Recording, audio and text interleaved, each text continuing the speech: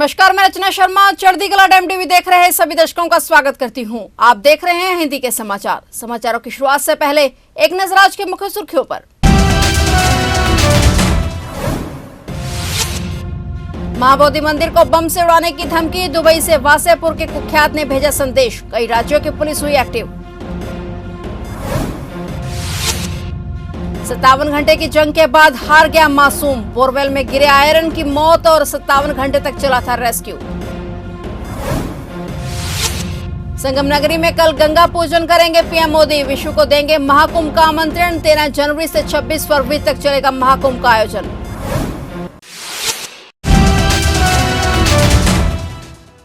और अब समाचार विस्तार से। बिहार के बोधगया में स्थित महाबोधि मंदिर एक बार फिर से आतंकियों के निशाने पर है। दुबई में छुपे हुए झारखंड राज्य के कुख्यात अपराधी विकी ने महाबोधि मंदिर को बम से उड़ाने की धमकी दी है। बोधगया मंदिर प्रबंधन समिति को यह धमकी एक पत्र के जरिए मिली है। महाबोधि मंदिर को बम से उड़ाने की धमकी मिलने के बाद बिहार, झारखंड और दिल्ली समेत अन्य राज्यों की पुलिस एक्टिव हो गई है। साथ ही आरोपी की पहचान कर गिरफ्तार करने में जुट गई है। पुलिस सूत्रों से मिली जानकारी के मुताबिक महाबोधि मंदिर को बम से उड़ाने की धमकी झारखंड राज्य के धनबाद जिले के वासेपुर के कुख्यात अपराधी प्रिंस खान ने दी है। और वहीं धमकी मिलने के बाद गया पुलिस की एक टीम धनबाद पहुंचकर प्रिंस खान के घर में छापेमारी कर पूरी तलाशी ले रही है। झारखंड राज्य के कुख्यात अपराधी प्रिंस इन दिनों दुबई में छिपे होने की खबर है और धमकी देने वाले ने भी पत्र में पाकिस्तानी एजेंसी का जिक्र किया और धमकी भरा पत्र में वासेपुर के कुख्यात अपराधी प्रिंस खान का नाम शामिल है। बिहार पुलिस समेत सुरक्षा एजेंसियां भी इस मामले को गंभीरता से ले रही हैं और पूरी सावधानी बरती जा रही है।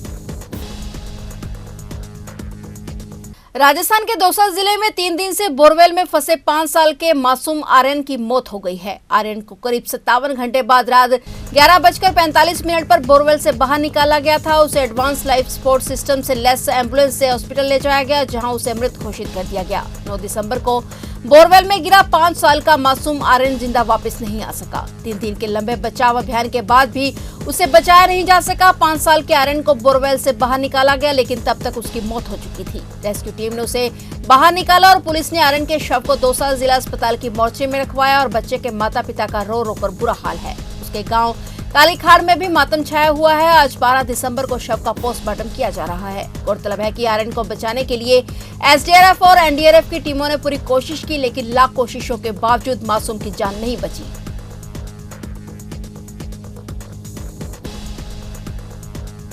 संगम की रेती पर अस्थायी तौर पर बसने वाले महाकुंभ नगर में प्रधानमंत्री नरेंद्र मोदी कल शुक्रवार को 4 घंटे तक रहेंगे। इस दौरान वह गंगा पूजन के साथ दुनिया भर के लोगों को इस आध्यात्मिक नगरी में आने का आमंत्रण भी देंगे। महाकुंभ का आयोजन 13 जनवरी से शुरू होकर 26 फरवरी तक चलेगा। प्रधानमंत्री शुक्रवार को गंगा पूजन के साथ इसकी शुरुआत करेंगे। प्रधानमंत्री गंगा पूजन के साथ संतों से वार्ता करेंगे। प्रधानमंत्री सरस्वती कूप, अक्षयवट और बड़े हनुमान मंदिर में दर्शन करेंगे। गंगा पूजन के बाद पीएम मोदी संगम नौज पर ही बने पंडाल में सभा को संबोधित करेंगे। इससे पहले वे 7,000 करोड़ रुपए से अधिक की करीब 600 निर्माण परियोजनाओं का लोकार्पण भी करेंगे। प्रधानमंत्री इसी मन से श्रृंगवेरपुर धाम से बने घाट और निषादराज पार्क और गले मिलते भगवान राम और निषादराज की प्रतिमा का वर्चुअल लोकार्पण करेंगे। इसी के साथ श्रृंगवेरपुर में बनने वाले गंगा रिवर फ्रंट और संग्रहालय का शिलान्यास भी किया जाएगा। प्रधानमंत्री मोदी का स्वागत 4,000 क्विंटल फूलों से होगा। स्वागत के लिए 15 किस्म के गुलाब मंगाए गए हैं और इसके अलावा महाकुंभ मेला क्षेत्र में छावनी अस्पताल ने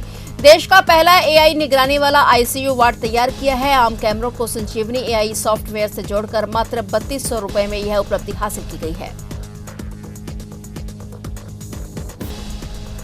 मुख्यमंत्री हेमंत बिस्वा शर्मा ने कहा कि पिछले 2 महीनों में असम पुलिस, त्रिपुरा पुलिस और एएसबी ने बड़ी संख्या में घुसपैठियों को पकड़ा है और इस घुसपैठ को लेकर असम सरकार चिंतित है और इसे रोकने के लिए अपनी व्यवस्था को मजबूत करना चाहती है। इसी के तहत असम सरकार ने घोषणा की कि जिन लोगों ने अब तक राष्ट्रीय नागरिक रजिस्टर एनआरसी में आवेदन नहीं किया है, उन्हें अब आधार कार्ड नहीं मिलेगा। राज्य सरकार ने यह फैसला मंत्रिमंडल की एक बैठक के बाद लिया। मुख्यमंत्री हेमंत बिस्वा शर्मा ने बताया कि यह कदम बांग्लादेश से हो रही घुसपैठ को रोकने के लिए उठाया गया है। मुख्यमंत्री शर्मा ने कहा कि हमें अपनी व्यवस्था को और अधिक मजबूत बनाने की जरूरत है, इसलिए आधार कार्ड प्रक्रिया को कड़ा किया गया है। अब से राज्य सरकार का सामान्य प्रशासन विभाग आधार कार्ड आवेदनकर्ताओं को सत्यापन प्रक्रिया के मुख्य जिम्मेदार होगा और हर जिले में एक अतिरिक्त जिला आयुक्त को इस कार्य के लिए नियुक्त किया जाएगा।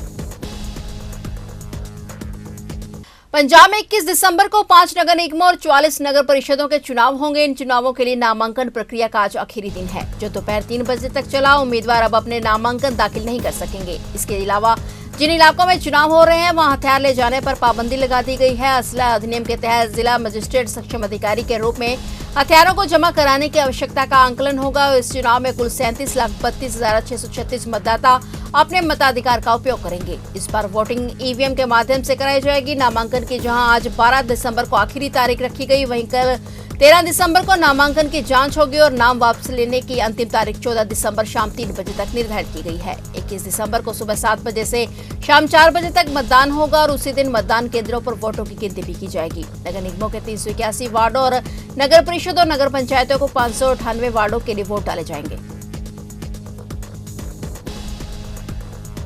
पंजाब में नगर निगम चुनावों को नामांकन का आज आखिरी दिन है। नॉमिनेशन के अंतिम दिन पटियाला में खूब हंगामा हुआ। यहां पुलिस और भाजपा नेता आमने सामने हो गए। पटियाला के नगर निगम कार्यालय के बाहर जमकर बवाल हुआ। वहीं भाजपा प्रत्याशी निखिल कुमार काका को नामांकन से पहले ही पुलिस ने कार सहित हिरासत में ले लिया। पटियाला में नगर निगम कार्यालय के बाहर भाजपा नेताओं को पुलिस ने रोक लिया और इसके विरोध में भाजपा नेताओं ने जमकर हंगामा किया। पुलिस ने भाजपा प्रत्याशी को भी हिरासत में ले लिया और निगम के कार्यालय का गेट बंद कर दिया गया। और भाजपा नेताओं का आरोप है कि पंजाब पुलिस भाजपा उम्मीदवारों को नॉमिनेशन फाइल नहीं करने दे रही और पुलिस ने नगर निगम कार्यालय का गेट बंद कर दिया। भाजपा नेता इसका विरोध कर रहे हैं और पूर्व केंद्रीय मंत्री महारानी परनीत कौर, पूर्व मंत्री राणा सोढी, भाजपा पंजाब की महिला मोर्चा के अध्यक्ष बीबी जयेंद्र कौर समेत वरिष्ठ नेताओं को भी गेट पर रोक दिया गया है।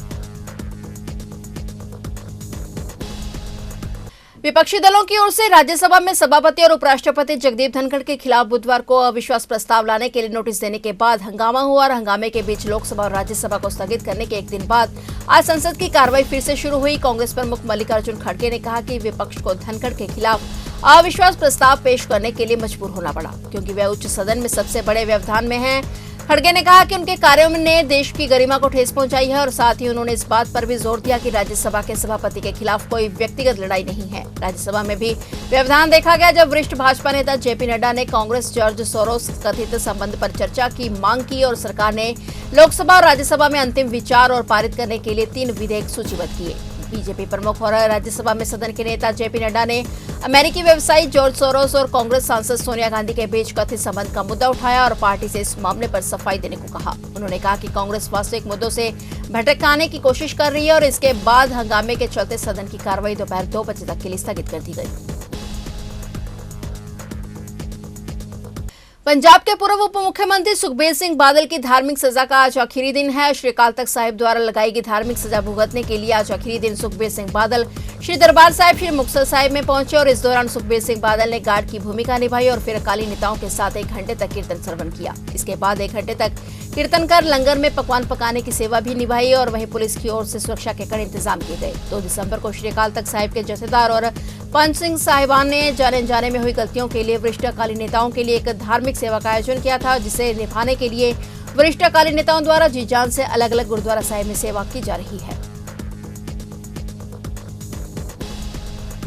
भाजपा ने नुक्कड़ सभाओं के जरिए वोटरों के पक्ष में करने की तैयारी की है। पार्टी ने पूरी दिल्ली में 3800 शक्ति केंद्रों पर नुक्कड़ सभाएं करने का ऐलान किया है। 256 मंडलों के प्रमुख शक्ति केंद्रों से इसकी शुरुआत हो चुकी है और इस मुहिम में भाजपा सांसद, विधायक और प्रदेश प्रभारी शामिल हुए। इस दौरान भाजपा नेताओं ने कहा कि नुक्कड़ सभाओं के माध्यम से दिल्ली की स्थानीय समस्याओं के साथ केजरीवाल के भ्रष्टाचार की कहानी को घर घर तक पहुंचाया जाएगा। दिल्ली में डबल इंजन की सरकार लाने की तैयारी की जा रही है। नवादा में आयोजित नुक्कड़ सभा में सांसद कमलजीत सहरावत ने कहा कि 10 सालों से दिल्ली के किसानों को किसानों का दर्जा तक नहीं मिला। इनके नाम पर झूठी बयानबाजी और वादे करने का काम किया गया है।